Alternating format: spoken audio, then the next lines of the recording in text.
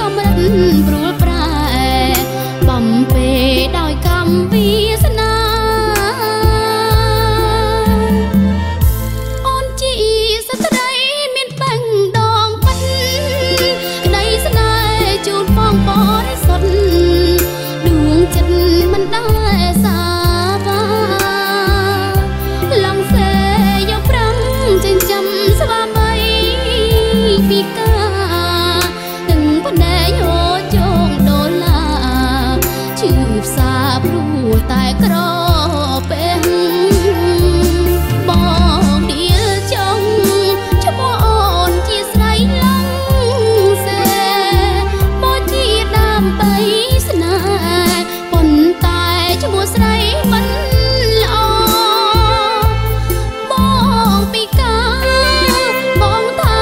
ដួងចិត្តសមងសជីវិតគ្រួសារយើងក្រត្រដ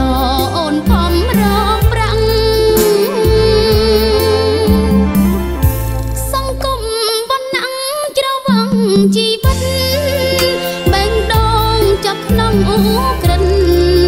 ពីងប៉ិនជាស្រីឡងសេពុំបំបែងចាំហើយពាក់ក្តីនៃស្នេហ៍ទួងស្លាប់ក៏មិនបាត់ដែរពីងជេថាអូនស្រីផិត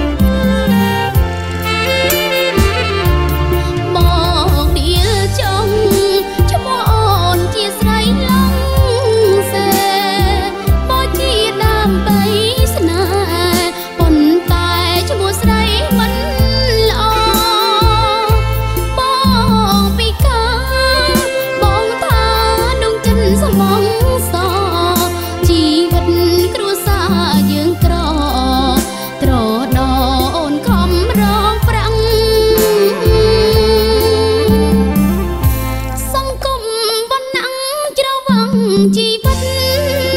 បេះដូងចាប់ក្នុងអូក្រិនពីងប៉ិនជាស្រីឡងសេ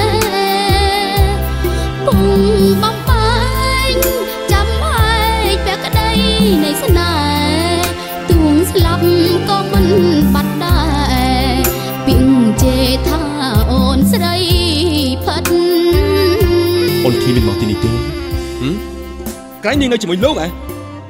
ហេតុអីក៏មិនសុខខ្ញុំអញ្ចឹងនាងរត់ចេញពីផ្ទះបាត់ហើយលោកត្រូវតាមរកនាងឲ្យឃើញ